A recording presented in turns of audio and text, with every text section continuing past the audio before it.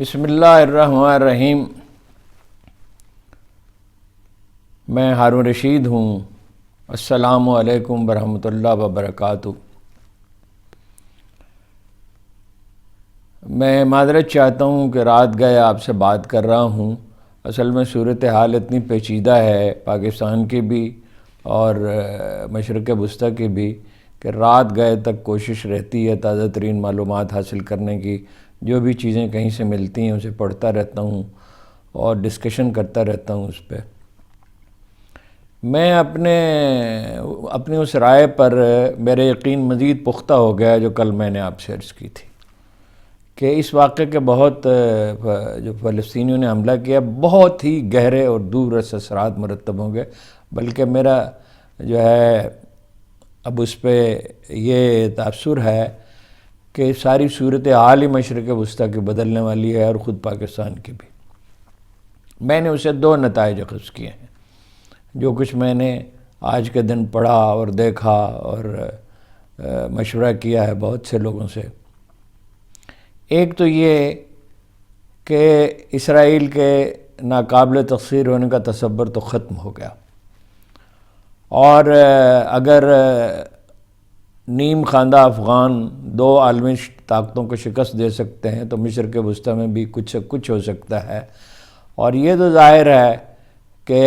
فلسطینی تنہا نہیں تھے۔ میں بھی آپ سے عرض کرتا ہوں کہ کہاں سے ممکنہ طور پر مدد حاصل ہوئی اور کیا حکمت عملی انہوں نے اختیار کی، اور ظاہر ہے کہ پوری تفصیلات ابھی سامنے نہیں آئیں، ابھی بتدریج سامنے آئیں گی۔ مثلاً اس پہ بہت بحث ہو رہی ہے کہ کیوں نہیں معلوم ہو سکا، اسرائیل کو معلوم نہیں ہو سکا، موساد کو معلوم نہیں ہو سکا، ان کے لوکل انٹیلیجنس ایجنسی کو معلوم نہیں ہو سکا، CIA کو پتہ نہیں چل سکا، MI6 کو پتہ نہیں چل سکا۔ تو اس کا ایک بڑا دلچسپ پہلو سامنے آیا ہے، وہ یہ کہ ہر 10 منٹ کے بعد پورے غزہ کی 12 کلومیٹر چوڑے اور 42 کلومیٹر لمبے غزہ کی ہر 10 منٹ کے بعد تصاویر بنائی جاتی تھیں، اور اسرائیلی انٹیلیجنس کا سارا انحصار آرٹیفیشل انٹیلیجنس پہ تھا، مصنوعی ذہانت پہ، اور یہ کمپیوٹر تھے جو یہ معلومات کو یکجا کر کے ان سے نتائج اخذ کرتے تھے۔ فلسطینیوں نے جن کی ذہانت کی ہمیشہ داد دی جاتی ہے اور اب اور بھی دی جائے گی، ان کمپیوٹرز تک رسائی حاصل کر لی، اور یہ چینی کمپنی ہوائے کا ایکوپمنٹ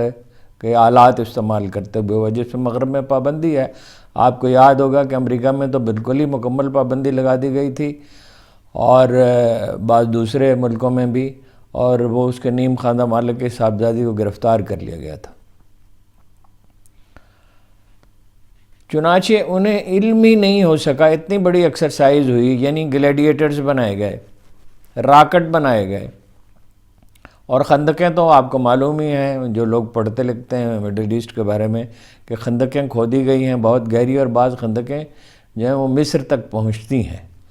تو رازداری رکھنے کا ہنر بھی انہوں نے سیکھ لیا ہے، جو بنیادی بات ہے۔ اللہ کے آخری رسول نے کہا تھا اپنا کام رازداری سے کیا کرو، اور یہ بھی فرمایا تھا کہ جنگ تو بس ایک دھوکہ ہی ہے۔ تو یہ جنرل قاسم، آپ کو یاد ہوگا جنرل قاسم سلیمانی، جنہیں کچھ عرصہ پہلے غالباً 2-3 برس پہلے بغداد میں قتل کر دیا گیا تھا، یہ وہ صاحب تھے، ایک ملٹری جینیس کہا جاتا ہے۔ یہ وہ صاحب تھے جنہوں نے فلسطینیوں کو اور حزب اللہ کو یعنی اپنے خود انحصاری کا راستہ دکھایا۔ یہ راکٹ اس کے بعد بنے، یہ گلیڈیٹر اس کے بعد بنے، اس کا ثمر ہے۔ یہ مسلسل پہم ایک عمل تھا جس کو وہ سمجھ ہی نہیں سکے اسرائیلی کیا مغرب بھی نہیں سمجھ سکا۔ اور اسکاٹ لیٹر نے، جن کا کل میں نے ذکر کیا تھا، جو سابق انٹیلیجنس آفیسر ہیں امریکہ کے، اور اب تو وہ عمر ان کی زیادہ ہو گئی، وہ مضامین لکھتے ہیں، آج بھی انہوں نے ایک طویل مضمون اس پہ لکھا ہے اور کتابیں لکھتے ہیں۔ 2003 میں انہوں نے کہا تھا کہ یہ ماس ڈسٹرکشن کے جو ویپنز کا جو چرچا ہے صدام حسین کا، یہ ایک محض افسانہ ہے، جس کے بعد انہیں بڑی شہرت حاصل ہوئی جب وہ جنگ ختم ہو گئی اور ان کا موقف درست ثابت ہوا۔ دیکھیے دونوں منصوبے ناکام ہو گئے۔ ایک تو اسرائیل انڈیا اور برطانیہ، یہ 3 ملک تھے جو اس منصوبے کو یعنی اصل جس کے خالق تھے۔ امریکہ کو بعد میں اس میں شامل کیا گیا کہ بھارت سے مشرق وسطیٰ اور مشرق وسطیٰ سے یورپ تک تجارتی راہداری بنائی جائے۔ یہ وہ چیلنج ہے جو سی پیک کی صورت میں پیدا کیا ہے چین نے، یہ اس کا جواب دینے کی کوشش کی۔ اب یہ بہت مشکل ہے اسرائیل سعودی عرب کے لیے اور اس کے ہم نفس ممالک کے لیے مشکل ہے کہ وہ تسلیم کریں۔ منصوبہ یہ تھا کہ اس کے بعد پاکستان پہ دباؤ ڈالا جائے گا۔ کل بھی میں نے آپ سے عرض کیا تھا، میں نے آج پھر اس کی تصدیق کی ہے۔ اور انہیں لبھایا یہ گیا تھا پرنس محمد بن سلمان کو کہ آپ کو رکوٹک کے منصوبے میں شریک کیا جائے گا۔ رکوٹک کے ذخائر جو ہیں، جن لوگوں نے اب اس پہ تحقیق کی ہے، ان کا کہنا ہے کہ $1200 بلین کے ہیں،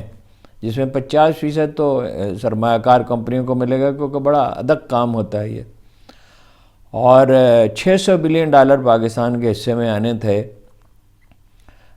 جس میں سے نصف بلوچستان کے اور نصف مرکزی حکومت کو ملتے۔ تو ظاہر ہے کہ اس سے انہیں مدد ملتی جو ان کا اصل خواب ہے محمد بن سلمان کا عالم اسلام کی قیادت کا، کیونکہ دوسری طرف تو اردوان ابھر رہے تھے، یہاں عمران خان جھنڈا لیے ہوئے کھڑے تھے، اور ادھر وہ تو خیر بزرگ لیڈر ہیں ملائیشیا کے مہاتیر محمد، لیکن بہرحال اب بھی ان کی آواز تو سنائی دیتی ہے۔ وہ تو منصوبہ اب کامیاب نہیں ہو سکتا۔ ایک تو اردوان نے جو عالم اسلام کی نبض پہچانتے ہیں، مدد پہنچانے کا اعلان کیا ہے غزہ کی محصور آبادی کو، جن پر دوائیں بند کر دی گئی ہیں اور خوراک بھی بند کر دی گئی ہے، اور نکی آنا نے جنہیں اقوام متحدہ میں رہی ہیں، امریکہ کے نمائندہ اور نارتھ کیرولینا کے گورنر بھی رہی ہیں، بہت شدید غصے کے عالم میں یہ کہا ہے کہ یہ $6 بلین جو ایران کو ملنے تھے قطر میں اور بعض دوسرے ممالک میں UAE وغیرہ میں وہ اپنا منجمد کر دیے گئے تھے اثاثے، وہ اسرائیل کو دے دیے جائیں، اور یہ کہا کہ ان کو مکمل طور پہ فنا کر دیا جائے، یہ دہشت گرد ہے۔ اتنا غصہ اور صدمہ پایا جاتا ہے امریکہ میں کہ بحری بیڑا ان کا پہنچا ہے اور امداد دگنی کرنے کا اعلان کیا ہے، لیکن بے بسی سے ہاتھ مل رہے ہیں۔ نواز شریف صاحب جو توقع لگا کے بیٹھے تھے کہ وہ پرنس محمد بن سلمان کے نمائندوں سے ملیں گے اور وہ پاکستان کے لیے بڑی رقم کا اور متحدہ امارات بھی اس کا اعلان کریں گے، اور اس کے بعد کام چل نکلے گا اور عمران خان جیل میں رہیں گے اور وہ حکومت بنانے میں کامیاب ہو جائیں گے۔ وہ تو مقامی طور پر بھی بہت رکاوٹیں پڑیں، لیکن اب محمد بن سلمان کے دورے کا کوئی امکان دور دور تک نظر نہیں آتا، اس لیے کہ پاکستان سے اسرائیل کو تسلیم، خود سعودی عرب تسلیم نہیں کر سکتا تو پاکستان سے کیسے تسلیم کیا جا سکتا ہے۔ عالم اسلام میں بیداری کی لہر اٹھی ہے، اور یہ مستقبل قریب میں اس کے بہت سے مظاہر آپ کو نظر آئیں گے۔ یمن کی سڑکیں تو بھر گئیں لوگوں سے، بعض دوسرے ممالک میں بھی مظاہرے ہوئے ہیں، لیکن ابھی تک لوگ جو ہیں وہ پوری طرح سمجھ نہیں پائے سچویشن کو، اور پاکستان میں تو آپ کو پتہ ہے پیپلز پارٹی سے اور نون لیگ سے آپ اس کی کوئی توقع نہیں رکھ سکتے، یہ NPA سے، یہ MQM سے، کہ وہ امریکہ کے خلاف مظاہرے کریں گے۔ مولانا فضل الرحمان نے فلسطینیوں کو درس دیا ہے کہ وہ انسانی حقوق کا خیال رکھیں اور عورتوں اور بچوں کو نقصان نہ پہنچائیں، جو پہلے ہی محتاط ہیں اس سلسلے میں۔ اور اسرائیل کے مظالم کا کوئی ذکر نہیں کیا، یہ انٹرنیشنل اسٹیبلشمنٹ کا میسیج تھا۔ وہ بھی منصوبہ اب کامیاب نہیں ہو سکتا، میں نے آپ سے عرض کیا، آسانی کے ساتھ اس کا آغاز ہی نہیں ہو سکتا یورپ تک، بھارت سے یورپ تک راہداری کا، چین کو محدود کرنے کا جو دراصل پلان ہے۔ عالم اسلام کے لیڈروں کو کس طرح اور حکومتوں کو بلیک میل کیا جاتا ہے، اس کی بہت تفصیلات چھپتی رہتی ہیں، لیکن آج لندن سے ایک بڑی اطلاع ایک ذریعے نے دی کہ ارشد شریف کے قتل کا جو MI5 نے اس کے جو قتل کا واقعہ ہوا ارشد شریف کی شہادت کا، تو MI5 نے اس پہ تحقیقات کی، اور یہ حیران کن انکشاف ہوا کہ شریف خاندان کو اس کا علم تھا کہ کون لوگ اس میں شریک ہیں، اور خاص طور پہ محترمہ مریم نواز کو جنہوں نے اظہار مسرت بھی کیا تھا اس واقعے پر، ارشد شریف کے قتل پر، لیکن پھر MI5 کو حکم دیا گیا MI6 کے ہیڈ کوارٹر سے کہ اس فائل کو بند کر دیا جائے، اس پہ مزید تحقیقات نہیں ہوگی اور کوئی کارروائی نہیں ہوگی، اور بعد میں انہیں شریف خاندان کو بلیک میل کرنے کے لیے استعمال کیا جائے گا۔ عالم اسلام کے حکمران تو بلیک میل ہو رہے ہیں، لیکن افغانستان کے بعد اور حزب اللہ کے حملے کے بعد اور اس سے پہلے فلسطینیوں کے اس حیرت انگیز کارروائی کے بعد یہ تو ظاہر ہو گیا